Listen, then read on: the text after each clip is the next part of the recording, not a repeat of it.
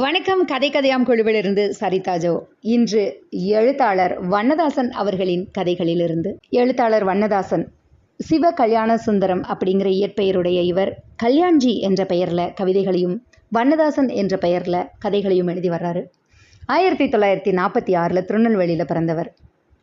இன்று தமிழ் சிறுகதை வளர்ச்சியில் பன்னாட்டு தரத்தோட ஒப்பிடும் அளவுக்கு வளர்ந்திருக்குது அப்படின்னு சொல்லலாம். புதுமை பித்தன், கூப்பாரா, மௌனி, பிச்சமூர்த்தி, லாசாரா போன்றவர்கள் தமிழ் சிறுகதையின் விரிவுக்கும் ஆழத்துக்கும் காரணமாக இருந்தவர்கள்னு சொல்லலாம். இவங்களுக்கு பின்னாடி வந்த தி ஜானகிராமன், அழகிரிசாமி, ஜெயகாந்தன், சுந்தர ராமசாமி இவங்க மேலும் இந்த சிறுகதை மரபை மடைமாற்றங்களுக்கு உட்படுத்தினாங்க அப்படின்னு சொல்லலாம். இந்த மரபு 1960களுக்கு பின்னர் இன்னும் செழுமை அடைஞ்சது.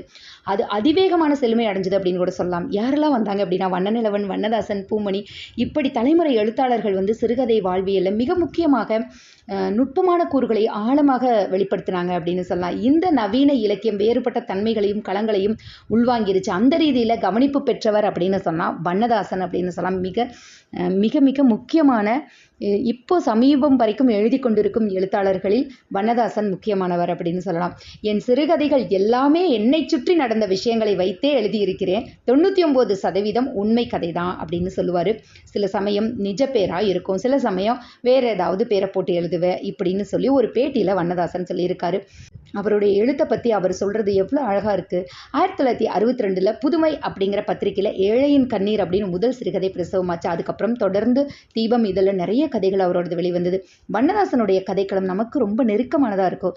நம் முன் சதா காணப்படும் சாதாரண உலகம், வாழ்க்கை, அதன் போக்கில் எதிர்கொள்ளும் மனிதர்கள், அவர்களுக்கிடையிலான உறவுகள், முரண்கள், மோதல்கள், அவை ஏற்படுத்தும் அதிர்வுகள், சோகங்கள், இப்படி ஏராளமான கதை கருக்கள் இருந்தாலும் அந்த கதைகள் அனைத்தையும் நம்முடனே பயணம் செய்பவர்களுக்கு ஏற்ற கதையாகவும் நம்முடைய கதையாகவும் இருக்கும். அந்த மாதிரியான உணர்வுகளை கொடுக்கும் அப்படின்னு சொல்லலாம். என் கதைகளில் குடும்பம் என்ற விஷயம் திரும்ப திரும்ப வந்துக்கிட்டே இருக்கும்.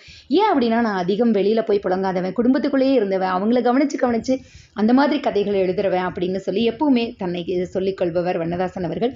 அவர்களுடைய கதைகளிலிருந்து இன்று 6 என்ற கதை. சரி வாங்க நம்ம இப்போ கதைக்குள்ளே போகலாம். கொஞ்சமாவுக்கு ஆற்றை பார்க்கணும் போல இருந்துச்சு. அம்மாவோட கண்ணுக்கு மருந்து ஊற்றி வச்சுட்டு மறுபடியும் அந்த டெஸ்ட் எடுக்கிறதுக்கு 1 மணி நேரத்துக்கு மேலாகுன்னு சொன்னதையும் இல்லை உட்காந்து குறுக்கெல்லாம் வலிக்கி கொஞ்சம் மரத்தடியில் காத்தாட நின்றுட்டு வர்றேன் அப்படின்னு குஞ்சு அம்மாட்ட சொன்ன போது அம்மா சின்ன பிள்ளை போல் குஞ்சுவோட கையை இழுத்து பிடிச்சிக்கிட்டாங்க. என்னை ஒத்தையில் விட்டுட்டு போயிடாத, ரொம்ப நேரம் போயிடாத, அதட்டி கேட்டால் கூட எனக்கு பதில் சொல்ல தெரியாதே அப்படின்னு சொல்கிறாங்க. அந்த மருந்து கூச்சமும் நீர்க்கசிவுமா அம்மா கண்ணை இதையும் படப்படக்க மூடிக்கிட்டு சொல்லும்போது குஞ்சம்மாவுக்கு சிரிப்பு தான் வந்துச்சு. இறக்கமாகவும் கூட இருந்துச்சு. என்ன இருந்தாலும் அம்மா இல்லையா, சிரிக்க முடியுமா? அப்படி என்ன பண்ணுறதுன்னு தெரியல குஞ்சம்மாவுக்கு. அம்மாவுக்கு வயசு 50 இருக்கும், 50 இல்லை 55 இருக்கும். இன்னைக்கு இல்லவா கண்ணில் பூ விழுந்திருக்கு, இல்லை ஆனால் அவள் 30-40 வருஷமாகவே கண்ணை கட்டி காட்டில் விட்ட மாதிரி தான் வாழ்ந்துக்கிட்டு இருக்கிறான். அம்மாவை பற்றி சொல்லணும் அப்படின்னா அம்மா ஒரு பெரிய பண்ணையாருக்கு வாக்கப்பட்டவ. அந்த காலத்தில் அவ்வளவு பெரிய மச்சு வீடு யாருக்கும் கிடையாது. வில்லு வண்டி வச்சு போகிற அந்த மாட்டு கழுத்தில் சலக்குன்னு அந்த வெங்கலமணி சத்தம் இருக்குதே, அதை கட்டிக்கிட்டு தான் திருவாரூர் கோவிலுக்கு போவாங்களாம். எல்லாம் ப்ளஸர் காரில் அமர்த்திக்கிட்டு போன காலமெல்லாம் இருக்குது. அப்படி வாழ்ந்த வாழ்க்கை என்ன பண்ணுறது? இன்னைக்கு இப்படி அரவிந்த் ஆஸ்பத்திரியிலேருந்து நாக்காளியில் மருந்து ஊற்றிக்கிட்டு தன்னந்தனியாக பைத்தியக்கார் மாதிரி தன் பொண்ணோட, அதுவும் கடைசி பொண்ணோட உட்காந்துருக்கணும். தலையெழுத்து பாரு, அந்த கடைசி மாவு கூட கருகமணி பாசியை கழுத்தில் கத்திக்கிட்டு உட்காந்துருக்காளே, இப்படி துணைக்கு நின்றுட்டுருப்பா, கடைசியாக வந்துன்னு யாரும் எதிர்பார்த்துருக்க மாட்டாங்க அப்படின்னு அவளா நினச்சிக்கிறான். எம்மா நீ தனியாக ஒரு பக்கமும் போயிடாத, தனியாக எங்கே போயிருக்க? இது வரைக்கும் நான் எங்கேயும் போனதே இல்லையடி, நான் தனியாக உன்னை விட்டுட்டு எங்கடி போயிடுவேன்? அப்போ நான் இப்போ போகலாமில்ல அப்படின்னு சொல்லி அவள் கேட்குறேன். என்ன தனியாக விட்டுட்டு போயிடாதடி அப்படிங்கிறான் அம்மா மறுபடியும். நான் என்னத்தை கண்ட, உங்கள் அப்பா என்ன கப்பலில் ஏற்றிக்கிட்டு கடல் தாண்டி காமிச்சு கொண்டு வந்து விட்டுருக்காரோ அலுப்போட சொன்னாங்க குஞ்சம்மாவோட அம்மா. குஞ்சம்மாவுக்கு வியப்பாக தான் இருந்துச்சு. அம்மாவுக்கு 15 வயசுலேயே கல்யாணம் ஆயிடுச்சு. 16 வயசில் பெரியக்கா பிறந்துட்டான். அப்புறம் வரிசையாக 4 பொண்ணு, கடைக்குட்டி தான் குஞ்சு. அம்மா அடிக்கடி அவள் எப்படி பிறந்தான்னு சொல்லிக்கிட்டே இருப்பா. எப்படியும் மாதத்துக்கு ஒரு தடவை அதை சொல்லிடுவா. தாத்தா செத்த வீட்டுக்குள்ளே தான் நீ பிறந்த. ஆமாம், தாத்தா செத்து கிடந்தாருல அந்த வீட்டுக்குள்ளே தான். கல்லெடுப்பு எல்லாரும் ஆற்றுக்கு போயிருக்காங்க. இங்கே மருத்துவ வச்சு நடையில் நிற்கா. மழை கொட்டுது. இருக்கிற குமரு பத்தாதுன்னு 8 வருஷம் கழிச்சு நீ குதிச்சிருக்க. சூரியன் குதிச்ச மாதிரி செக்கச்செவேல்னு செவப்பு ரெட்டு மாதிரி அப்படின்னு அம்மா சொல்லிகிட்டே இருப்பாள். செவப்பாக இருந்து நான் இப்போ என்னத்தை கண்டுட்டேன் அப்படின்னு சிரிப்பு தான் வந்தது குஞ்சுக்கு. 25 26 வயசாகிருச்சு. SSLC படிப்போட வேறு படிப்பும் வரல. புத்தகத்தை மூட்டை கட்டி வச்சுட்டா. எத்தனை பேர் வந்து பார்த்துட்டு போயிட்டா. ஜாதகம் பொருந்தலின்னு சொல்லிட்டான்.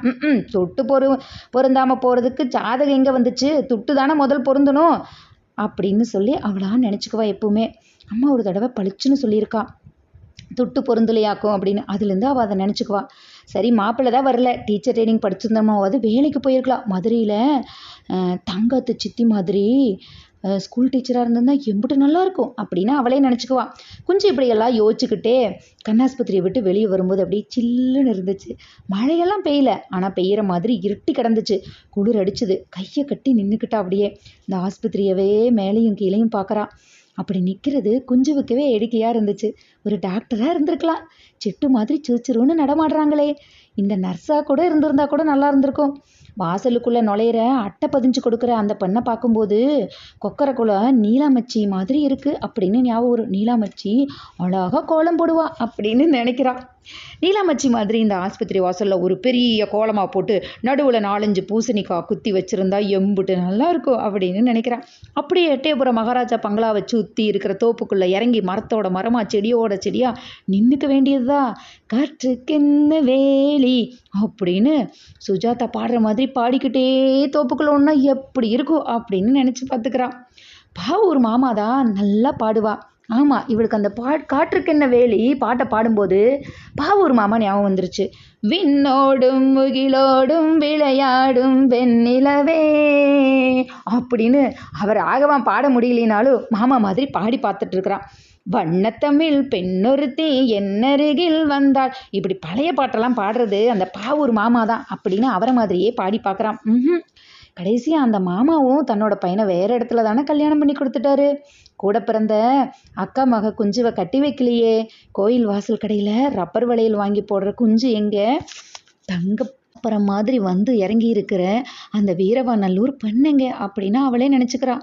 அம்மா அந்த கல்யாணம் பேசி முடிவாகி வெத்தலை கை மாறியாச்சுன்னு கேள்விப்பட்ட அன்னைக்கு அடுப்படி நடையில் தலை வச்சு படுத்து சாப்பிடாம அழுதுகிட்டே படுத்திருந்தா. அப்பாவுக்கும் அன்னைக்கு சாப்பாடே இறங்கல. அப்பனே முருகா சண்முகா அப்படின்னு புரண்டு படுத்து ராத்திரி முழுசும் அழுதுகிட்டே இருந்தா. திருநீற்று மறைவையில் இருக்கிற திருநீர் பூராவையும் ஒன்றா நெத்தியில் அள்ளி பூசிட்டு படுத்தவர் அப்புறம் எந்திரிக்கவே இல்லை. பக்கவாதிர மாதிரி ஆயிடுச்சு அப்படின்னு அவன் நினச்சி பார்த்துக்கிட்டே இருக்கிறா. அடுப்படியில் கருப்பட்டி கொதிச்சிக்கும் போது காப்பி பொடி டப்பாவை குஞ்சு எடுத்துக்கிட்டு இருந்தா.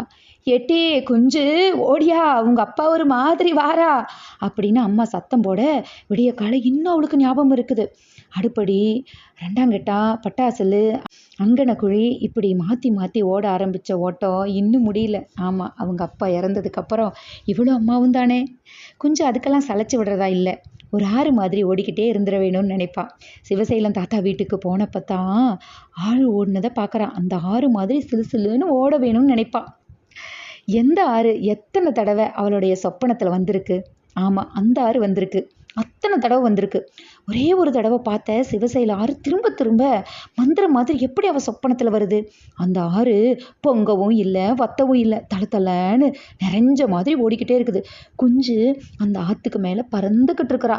புன்னை மரம், மருத மரம், இப்படி எல்லா மரத்தையும் தாண்டி மேலே பனிமூடின வானமெல்லாம் பின்னால் போக குஞ்சு ஆற்றுக்கு மேலே பறந்து போவா. இப்படித்தான் அவளுக்கு எப்பவுமே கனவு வரும். இப்படி இந்த இடத்த நான் படிக்கும்போது எனக்கு என்ன ஞாபகம் வந்துச்சுன்னா, உண்மையாலுமே எல்லா வயசுலேயும் ஒரு சில கனவுகள் எல்லாருக்கும் வந்துக்கிட்டே இருக்கும்.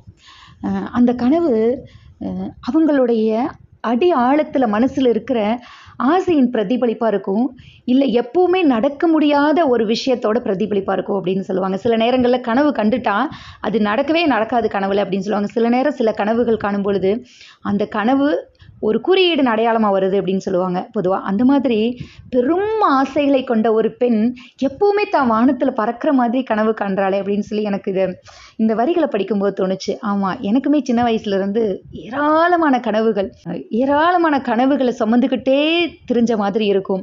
அந்த கனவுகள் எல்லாமே எனக்கு பாம்பு வடிவத்தில் கனவுல வந்த மாதிரி இருக்கும். என்ன ஒரு பாம்பு துரத்திக்கிட்டே இருக்கும்.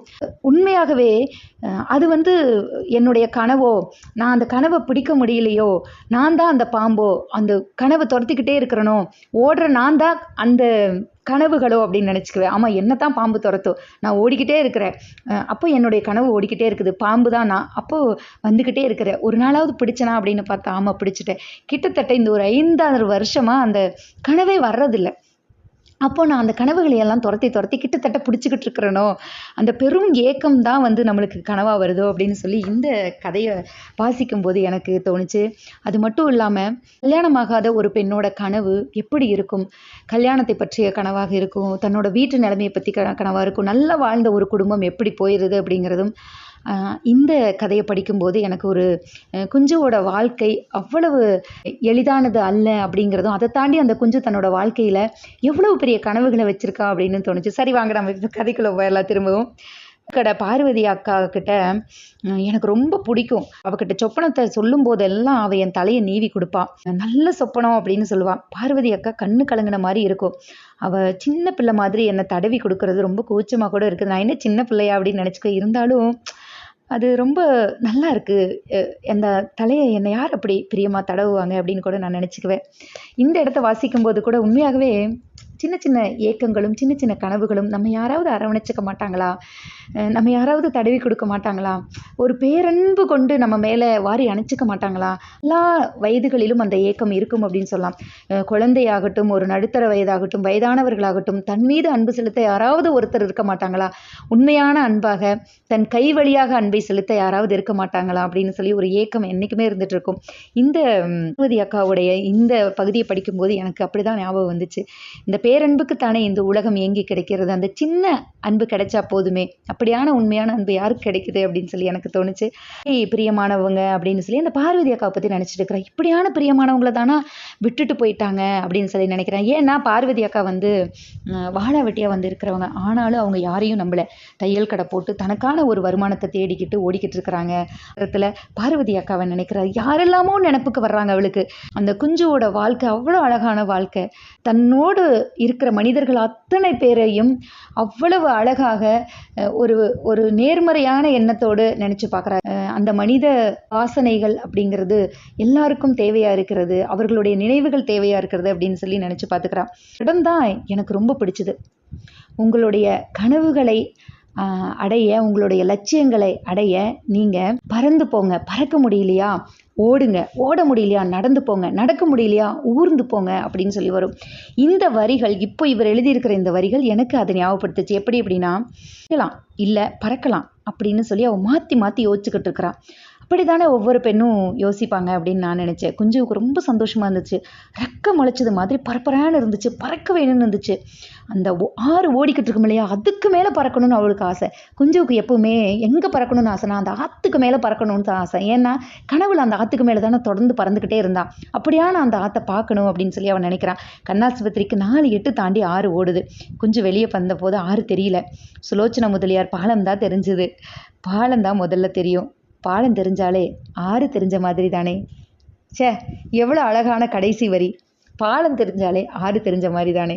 உண்மையாலுமே கனவுகளை நோக்கி ஓடிக்கொண்டிருக்கும் ஒருவருக்கு அந்த கனவின் முதல் அடி தெரிஞ்சாவே அந்த கனவு நிறைவேற மாதிரி தான் அப்படின்னு எனக்கு சொல்கிற மாதிரி இருந்துச்சு. ஒவ்வொரு கதையும் எந்த எழுத்தாளருடைய கதையாக இருந்தாலும் ஒவ்வொரு படைப்பாளியினுடைய கதையும் வாசிக்கும் பொழுதும் நம்ம எங்கெல்லாம் பயணம் பண்ணியிருக்கோம், நம்மளுடைய அனுபவங்களின் வழியாக அந்த கதையை எடுத்துக்கிறோம். ஸோ அப்படி இந்த கதை வந்து என்னுடைய வாழ்க்கையோடு நிறைய விஷயங்களை நான் ஒப்பிட்டுக்குவேன். அந்த வகையில் இந்த கதை எனக்கு ரொம்ப ரொம்ப பிடிச்ச கதையாக இருந்துச்சு. மீண்டும் அடுத்த கதையோடு வருகிறேன். நன்றி.